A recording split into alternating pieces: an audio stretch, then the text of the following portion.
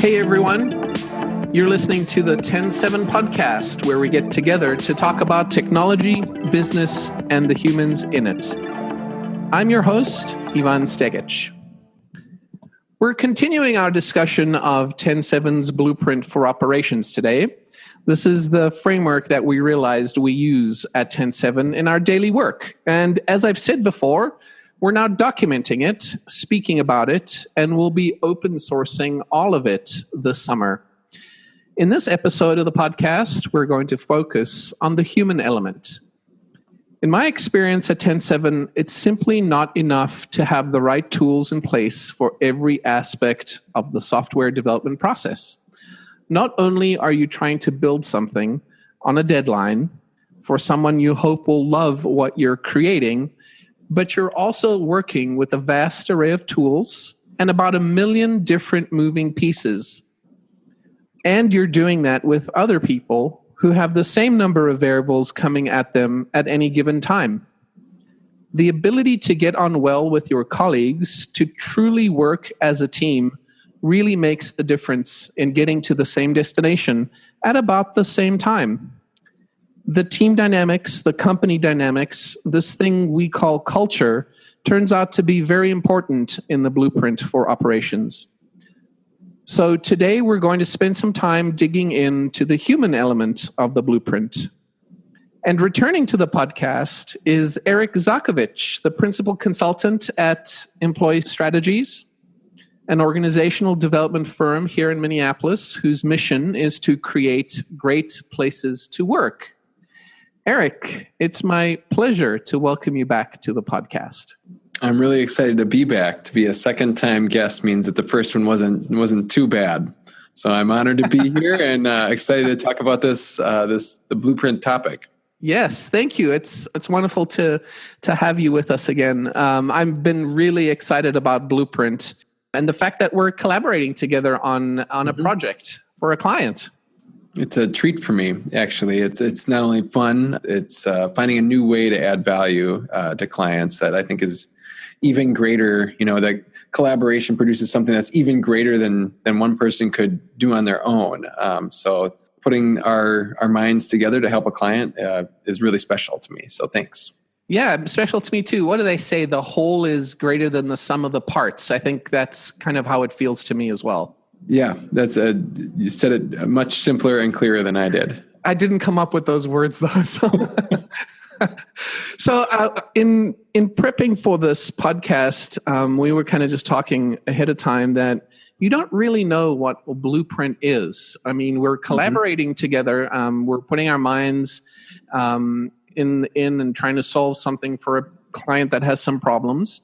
And I think what we realized at TEN7 is we don't really have good documentation around what our process is internally that includes the non-technical software development stuff.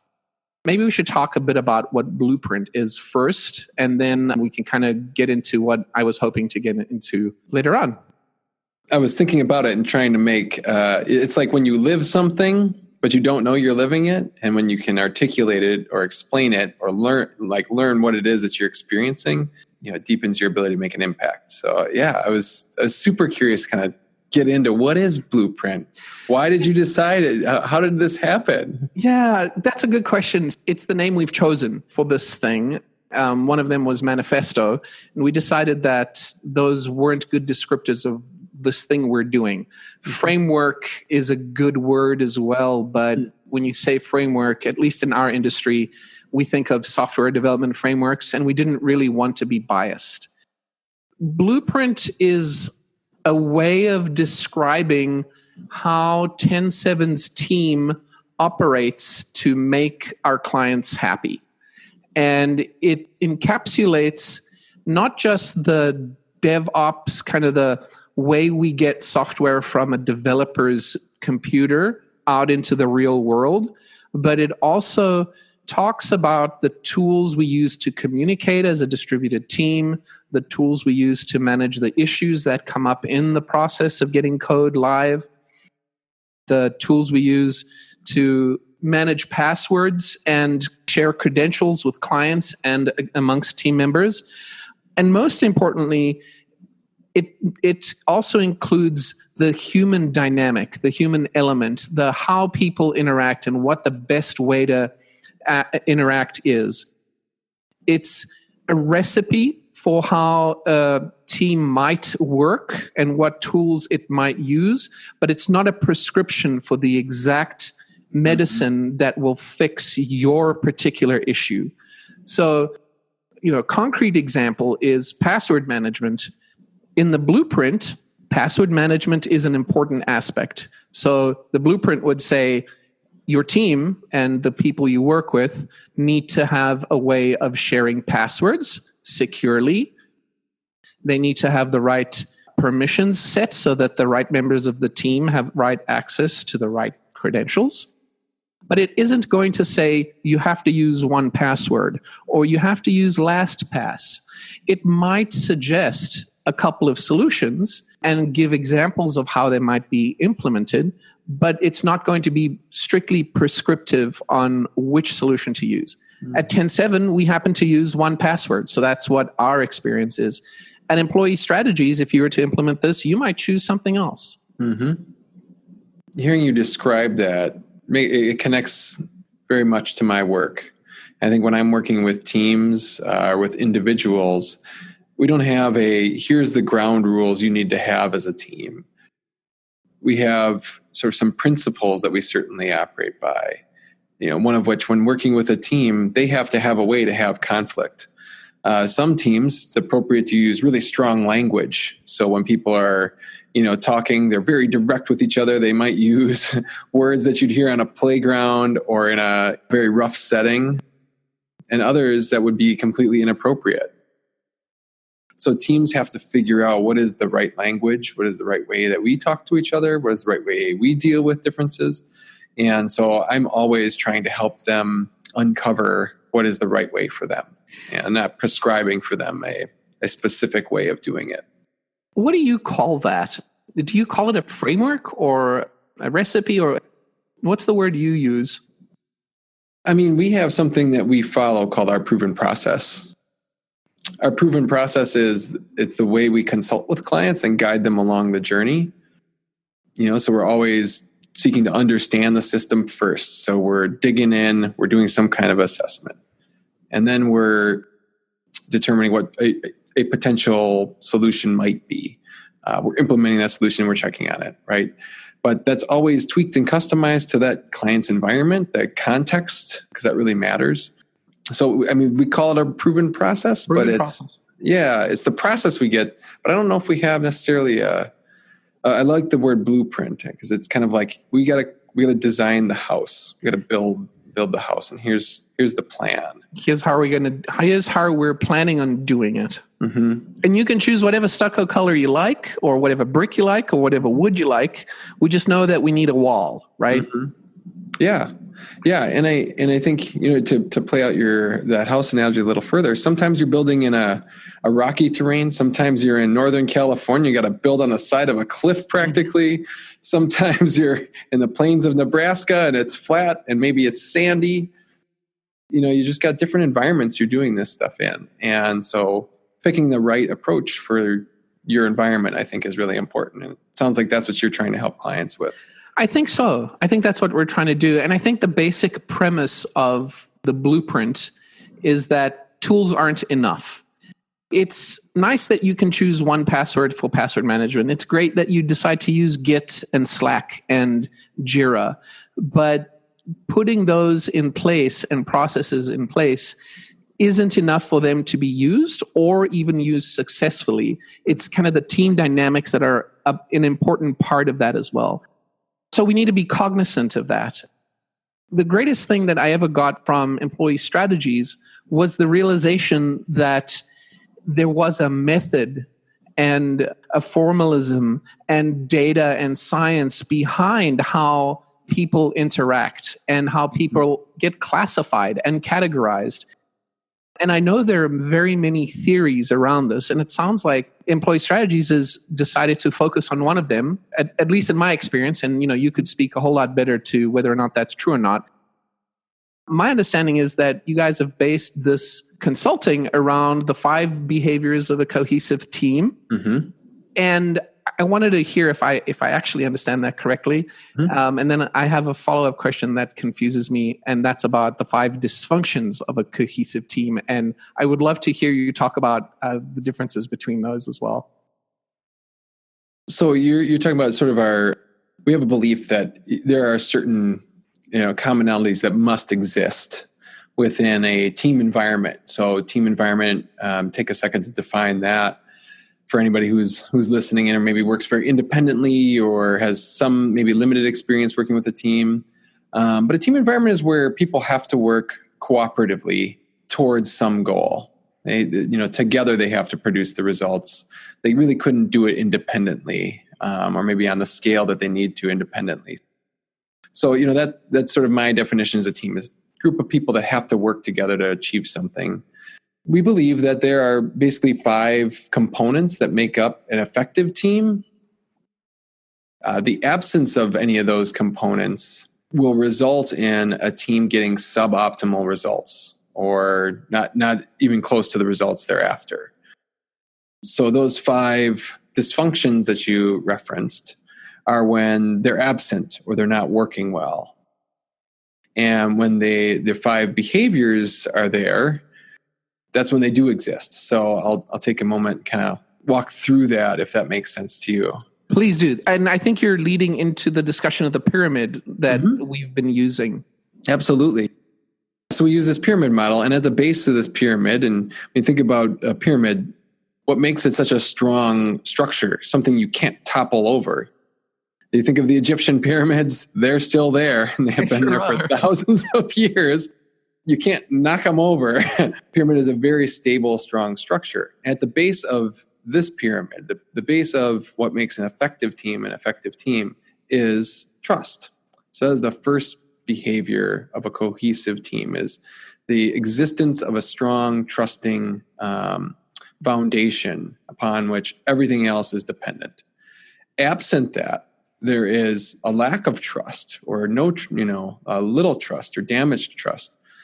When a team has that, it can't engage in the other behaviors. That's the first dysfunction or behavior, depending on what's going on. If it's working, it's a behavior of a cohesive team. If it's not working, then it's a dysfunction. Got it. So layer on top of trust, the second one that we look for when we're working with teams is, can the team engage in productive conflict? Some people hear the term conflict, and it makes them very uncomfortable. We both live in the Midwest, Yvonne, and you know how people are here. Yes, I do. Conflict is a really dirty word here, isn't it? Tough. Yes, it is. Yeah, I mean, so nobody here likes it. I know other parts of the world really embrace conflict. We don't. So people hear that word and they get a little bit fearful. And the way we try to reframe thinking about conflict, and we call it productive. We want teams to have productive conflict. There are differences of opinion. That's natural. That's normal. That's healthy. The best teams have differences of opinion. The best teams also don't shy away from that conflict. They get into it. They talk about what's going on. They challenge each other's ideas and opinions. They do it in a way that maintains safety. Say there's this little line that if you cross the line, maybe you damage a relationship. If you've got that trust that we talked about, that foundation, that's okay. You can recover from that. Got it. Less effective teams, or teams that are dysfunctional, they can't do that. So people hesitate, and because they know I can't cross this line. They'll hesitate to share their differences of opinion, or they'll hold back, and they'll walk out of that meeting and say, this is never going to work. Yvonne didn't think about this thing, and they should have brought it up in the meeting, but they didn't. They didn't. And so the trust level has an element of vulnerability to be able to engage in that kind of conflict, because you kind of have to put yourself out there to have that productive conflict. I'm glad you used that word, vulnerability. I mean, that is the kind of trust that we're talking about. There's predictive trust. That's the kind of trust where, any two people who work together know how each other are going to act. If you work together long enough, you'll figure it out. I know Tony's going to be late with his assignment because he's always late with his assignment. Or I know, Spencer's going to come through because she always comes through. We have predictive trust that exists. But what we're talking about with teams is we want vulnerability-based trust. That's the kind of trust where people say, I don't know what I'm doing right now, or I'm not sure this is going to work, or I'm not good at that, or I need help. When teams can do that, that's the kind of trust that can, really propel them. So that enables conflict. You can have that kind of productive conflict if people are willing to, like you said, put themselves out there. So the base is trust with a splash of vulnerability and productive conflict on top of that. The next row, the middle of the pyramid, must be based on those two bottom ones. They have to exist to be able to have the third part. Yeah, absolutely. So the third part is cohesive teams will be able to commit to a goal or to a course of action, whereas dysfunctional teams will not be able to do that. Or they'll say they commit, but they really never do. They don't follow through. They find reasons why something can't happen. They don't overcome the obstacles that get in their way. So the best teams, the teams that have trust, once you engage in that productive conflict, you can commit to a course of action. So that's the third behavior is true commitment to a goal, to your purpose, to your cause. You can't get there without, I like to say, you have to be able to weigh in to buy in. So when teams can engage in that productive conflict and weigh in on what are we doing and why are we doing it and is it the right thing, they can truly commit. If they don't do that, it's hard for people to. So you basically you're committing to the destination and where you're going, but you might not agree with the path that you're taking. But because the team has come to an understanding that that's the path they're going to take, you're going to come along for the ride because you were able to trust your team and have that productive conflict to take that path and commit to going there. Absolutely. I had an old mentor who used to say, people need to see themselves in the family photo. Yeah. Yeah, I mean, if you can see your idea in the picture, or that it was at least on the table and considered, and maybe the team went a different way. If you can see that, then you can really buy into that vision, that purpose, that goal. So what's the next one, the fourth behavior? So once we've got something that we're committed to, we can hold each other accountable to that. So without clarity around what we've committed to, we can't be accountable to any result or any set of behaviors or any goals. So without that commitment, we can't get to accountability. So once we have accountability, team members will say, hey, I thought you were going to do X. Where's that at? What help do you need? Or, hey, I know I'm on the hook for this. It's going to be late. Or, hey, I'm going to need some other resources. When teams are truly accountable, and I'm talking about like team accountability here, not just individual hold a person's feet to the fire, but the team takes responsibility. The team takes accountability for getting the results. People are more willing to share resources, put their maybe their smaller goals, their smaller objectives to the side, so that the team can achieve its bigger goals. So that kind of accountability only exists when the other three are really present. And it feels like the last one, results, is kind of what the destination is, right? So the fifth behavior is results, and it doesn't feel like you can have true team results if you haven't been able to accomplish the other four underlying pieces of the pyramid. It is. And even sharpen that focus on the results. The cohesive team versus the dysfunctional team gets distracted by the shiny objects. Dysfunctional team kind of gets blown from side to side depending on what's new happening or the latest emergency or the latest issue. The truly cohesive team stays laser focused on the results that they need. They don't, it's not that they aren't aware of these other things that are happening, but they make sure they get them. That is sort of the difference, I think, between that cohesive and that dysfunctional team. Dysfunctional team gets easily distracted. Cohesive team reminds themselves that they've got a bigger result, a bigger, something bigger that they've committed to, and they are hyper focused on that. So just to kind of summarize, so the bottom of the pyramid is trust, the vulnerable kind of trust that produces positive conflict that you can commit to, right? So it goes trust, conflict, commitment for the team, accountability, and then laser focus on results. Couldn't have said it better in fewer words. You're so nice. It's awesome. I like saying things back because it really solidifies my understanding of the pyramid and of anything. And I'm glad I got it right. So presumably there's, and I know the answer, but I'm going to ask you anyway. Mm-hmm. Presumably there's a way to measure these behaviors, right? And how do we measure them? We measure them by asking team members who are on the team. So we administer, a very short 20-question survey. Basically asks teammates to rate how the team is doing on those 5 behaviors. We don't say, do you trust Divan? But what we do ask is about behaviors linked to that. So questions like, is the team willing to engage in unfiltered debate? Will a team member call out others for their performance? So we ask some questions to help understand whether these behaviors are present or not. So that's how we measure them. And you do that as a team assessment, right? Mm-hmm. Yeah, we ask each team member their opinion. And because there's different, if there's 10 people on a team, there's probably 10 different opinions. But we get a good sense of, where the team is at. Sometimes there's different views of how that team is working. Some people think it's going great, and some people think, not so much, or somewhere in the middle. The team assessment is based on some theory and some data that is connected to, or maybe it's even the part of the 5 behaviors of a cohesive team book. Mm-hmm. Yes. Yeah. The book is authored by, one of the true visionaries in this field, Patrick Lencioni. The book is initially came out. It was called The 5 Dysfunctions of a Team. It was a parable about a team. So it was a story about a team that had 5 problems, 5 dysfunctions. And he uses that story to kind of connect with people, some of the typical problems that teams have.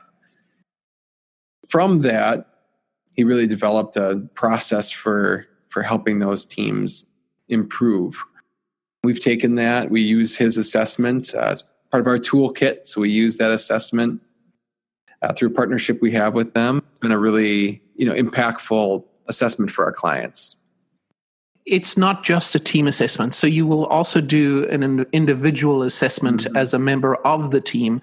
And I've had experience with Myers-Briggs in the past, and I know that other people listening will have heard of ENSJ and IFTJP, RST, whatever the letters are. A, B, C, D, E, F, G. Yeah. Yeah, right. But the Myers-Briggs is not the individual assessment that you do. You do something else called a DISC analysis. Can you talk me through what the DISC analysis is and maybe how it relates to the team assessment?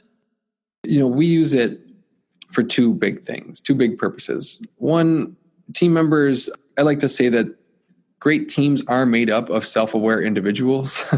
So when people know themselves really well, they're better able to say, hey, I struggle with this thing. I struggle with talking to clients about problems they're having, or I'm struggling with figuring out a plan to deal with this issue. So if you know yourself, or maybe know some of your patterns, how you behave in different situations, or how you behave in stress, you can adjust your behavior, and other people can help you with that. So know thyself first. And then once you know your teammates' behavior and how your teammates prefer to work and think and act, maybe you don't demonize them quite so much. So it's not that, boy, Eric just doesn't care about the details. It's that Eric is focused on moving quickly and doesn't always, think through his plans. So I can help Eric with that. Teams that understand, their DISC styles, that's how we used it, is we help people understand their self and their teammates. The tool, the DISC, it's a psychological test that just tests for, your tendencies when you're faced with different situations. I don't know if that fully answered your question. I feel I took a left turn and then a right turn and a left. Yeah. So the DISC analysis, much like the Myers-Briggs, is a psychological profile of an individual, but it also if you put a number of different DISC profiles together, maybe in conjunction with a team assessment, you would be able to tell how certain individuals might react to behaviors of other individuals on the team. And this formalism will help you maybe change your pattern of behavior, or maybe not just change your pattern of behavior, but understand why others are behaving in a certain way. Yeah, that's, really, I'm glad you brought that up. When a team has the mix of styles on a team creates maybe a team behavior, or it does create a team behavior. By understanding that, by looking at how team members interrelate with each other, how they work together, you'll start to see how some of these, some of the challenges that a team might be having can kind of manifest themselves. It gives team members a way to talk about what's going on. So it gives them a language for it. I don't know about every team out there, but a number of the ones that I end up working with, they don't always have a way to talk about what they're feeling, but it gives them some words to express what's going on, and they can resolve the issues then. So the DISC style definitely helps you understand and get some insights into how teams can adjust their styles, adjust their behaviors to be more productive with each other, more effective. Would you mind spending just a little bit of time describing what the DISC itself is? It's a circle that has 4 quadrants, and humans, people that we work with, and ourselves, we're basically dots somewhere on the circle. And depending on where you are more likely to have certain traits associated with the position in the circle. If you imagine, like you said, some sort of grid, or we use it. It's a circumplex. So Google that if you're not sure what it is. Circumplex. If you Google DISC and circumplex, you'll see it. There's a lot of people out there that are interested in this model and in this theory. It's been very useful for over 40 years. It's been used in business for over 40 years. A lot of professional settings. Think of the vertical axis. So if you're at home, draw a line up and down on a piece of paper.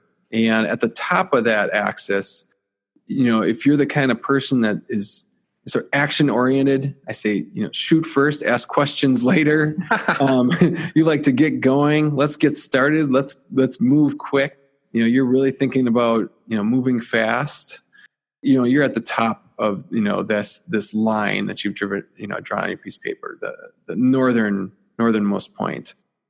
Or you might be the kind of person at the other end of that line, this north-south line. So you're at the southern point.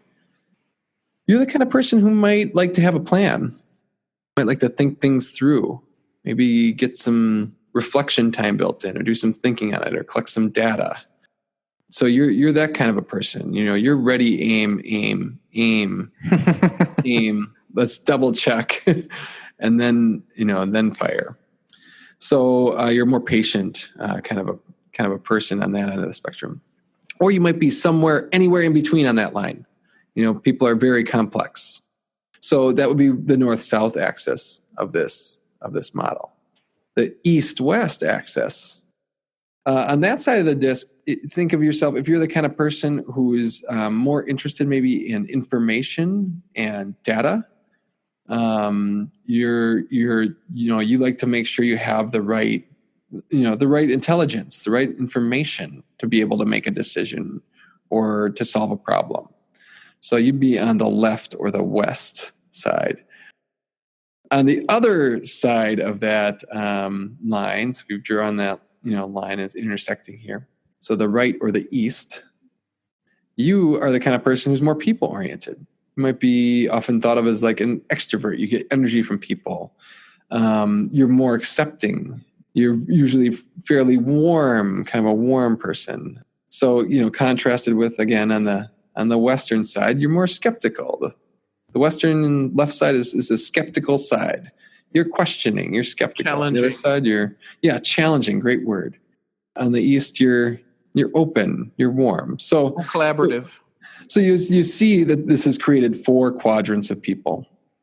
So on the upper left, northwest quadrant. Northwest quadrant, yep. It is D style, and D style stands for dominance. Dominant style people are very driven, results oriented. They move quick. When they wake up in the morning, they think, oh boy, I can't wait to get to work because there's all sorts of problems to solve. I'm going to solve several of them probably on the way to work. They're very confident. Again, they move quick and kind of take no prisoners sometimes. So that's the D dominant style. Now we'll go around the clock here. So we're going to go, now this would be the northeast quadrant. Yep. So top right. That's the I. This is an influencer style. Influencer styles, they're, when they wake up in the morning, they're on their way to work. They're thinking, oh boy, I can't wait to get to work because there's all sorts of fun people to work with. And I've got that meeting over lunch with Yvonne, and that's going to be great. And we're going to get started. We've got this big kickoff to a project that we're going to do together in the afternoon. And we're going to record a podcast. We're going to record a podcast, and it'll be fun because why not? Why not? Yeah. They also get results, and they want to get fast results, but they're focused on getting the results through people. So these are sometimes people that are natural salesmen. They're very energetic, very bubbly. Probably talk with their hands a lot. Yeah. Says Ivan, waving his hands. On the lower right then, so shifting again, we're going around the clock here. So we're like southeast corner. Yeah, 3, 4, 5, 6 o'clock in that range there. Yeah, we're in the southeast, bottom right. It's the steadiness style. So again, these are warm people. They're often not so quick paced. They're a little more planful, methodical. When they wake up in the morning, they often wake up a bit earlier than other people. They're thinking about changes. Have we thought enough about the impact of these changes on people? Have we considered how this is going to affect our customer, our client? Have we considered how this is going to impact employees? Isn't this going to be really stressful? Boy, don't we have a lot of change happening right now? So they're thinking a lot about change and specifically how it's going to impact various groups of people. So that's the steadiness style. Some people say the greatest listeners exist in that steadiness quadrant. So if you move all the way one more over, so we're at like 6, 7, 8, almost 9 o'clock here. Yeah. And this would be the lower left-hand corner or southwest. This is the conscientious style. So conscientious style is otherwise known as C style. When they wake up for work in the morning and they're on their way in, they're thinking about, oh boy, today's the day we're going to get that data. I can analyze that data. I can spend time with that data. I'll really understand it. And then we'll be able to make the right decisions. We'll be able to move forward on the project. We'll be able to get the right plans in place to execute this flawlessly. If you're a Star Trek fan, this is Spock. Very thoughtful, planful, logical. Yeah, logical is probably the best word to describe. Wants accuracy and perfection. Absolutely. Yes. Accuracy is very important. Being viewed as competent is very important to this style. That makes your way around the horn there. That's D, I, S, and C. And that's how we get the DISC, name. That helps you understand that these are 4 basic categories of people. Obviously, people are more complex than that, but it gives us the start of the assessment. And the assessment, really dives in and helps people understand even better more about themselves and some of the nuances that makes up them. But for audio podcasts, this has probably already confused a few people. I hope not. Maybe not. And if you're following along in the show notes and in the transcript, we'll have links to the various official documents that describe these in pictures and so on. So I'm sure there'll be readers or listeners that'll follow those links and find out more. What makes me really glad we went down this path with employee strategies is that it truly made me more aware of how other people on the team actually behave and how selfishly how I can change or interpret that behavior. And so if I go back to what we were saying a whole lot earlier on is we were talking about this pyramid, which was how the team functions and what our general goal is and getting there and how we get there with this basis of trust. So that was the team assessment. And the individual assessment, that's the DISC analysis that we've chosen to use, intersects and works so nicely with this pyramid because it allows me to think about how I interact with the people I do on a daily basis who are on that team, and allows me to make that experience for myself and for them a whole lot better so we can get to those results that we're chasing off. The way I think about other people's interactions with me when I know where they are on the DISC analysis compared to where I know I am on the DISC analysis really helps me understand their behaviors. And so, going through this process with you of figuring out where we are in this pyramid, but also where each individual on the TEN7 team is on this DISC really is useful. And so what I noticed was that if we talk about the TEN7 DISC, a majority of the people on our team are in the lower left quadrant. So the C. So the more planful, the more desire to check. And as you said, ready, aim, do another double check, then fire. That's really wonderful that we have the majority of the team there. But it does kind of beg the question of, where is the rest of the team? And how does a team that's clustered around one quadrant of this analysis, how is that different than another team that might be spread out across a DISC? When you're all in one, or if you're predominantly in a specific characteristic, there's an old saying, any strength overused becomes a weakness. And so a team that might be clustered in one region and then doesn't adjust its style, if it didn't adjust its style, and we're all adults and we should all adjust our style to different situations. So because Eric's an IS and I'm a blend of two styles, if I'm always that, boy, I'm not, I'm missing out on some opportunities to be effective. So a team, if it doesn't adjust its style, if it doesn't come up with strategies for, responding to emergencies, that could be a problem for a conscientious style team, or a team that's dominated by that style. Do they move quick enough when a problem arises? Are they overanalyzing things?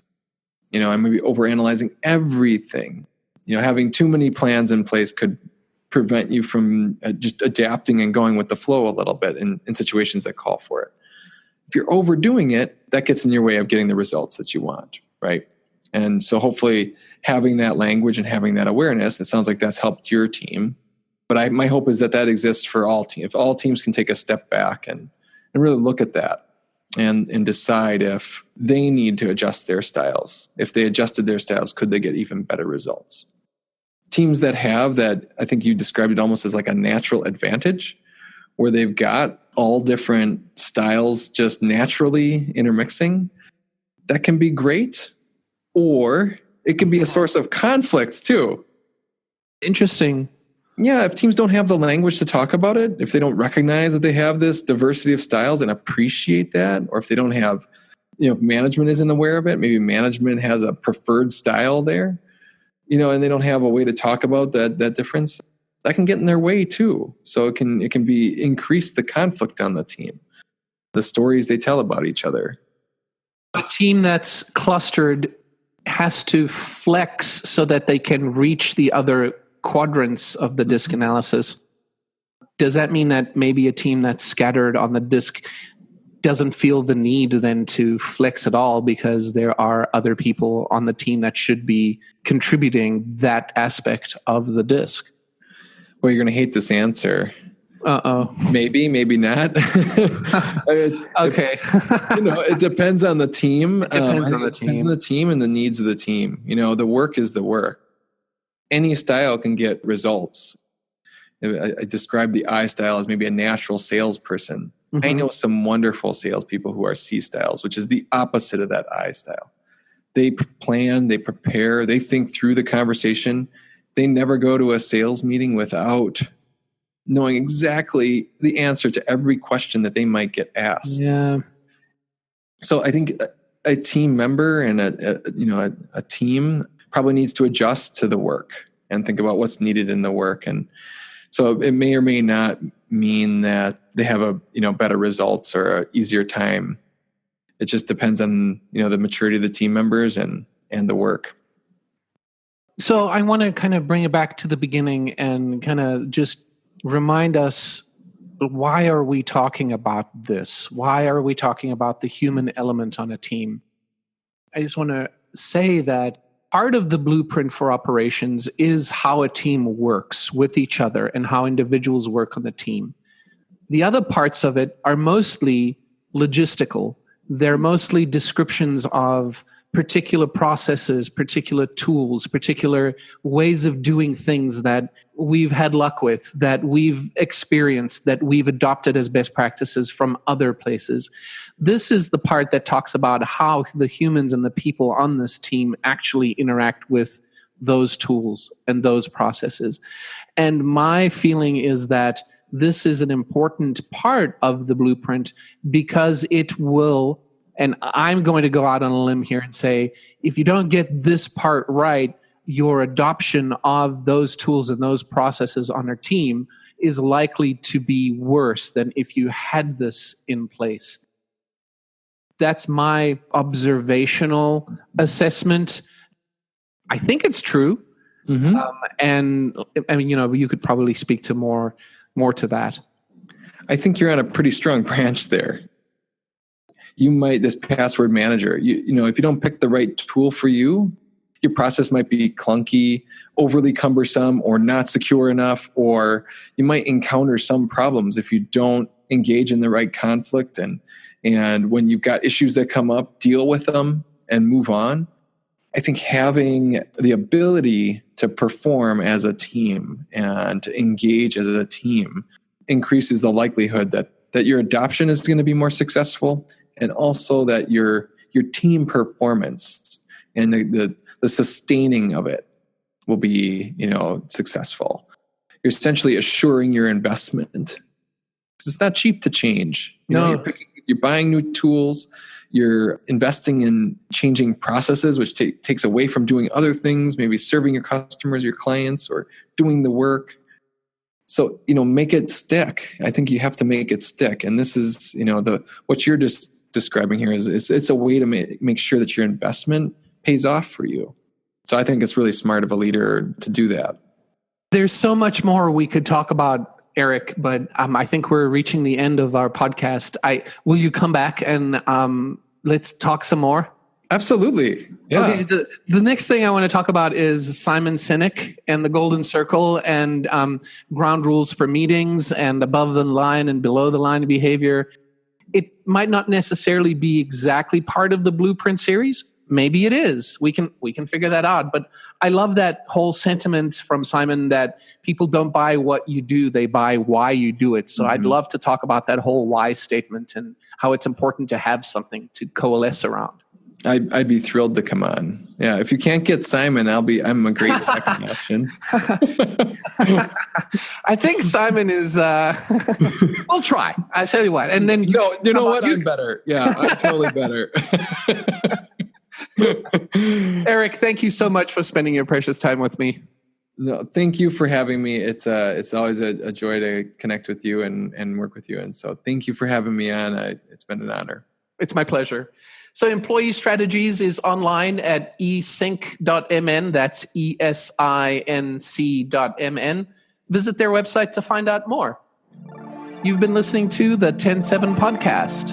Find us online at ten7.com/podcast. And if you have a second, do send us a message. We love hearing from you. Our email address is podcast@ten7.com. Until next time, this is Ivan Stegic. Thank you for listening.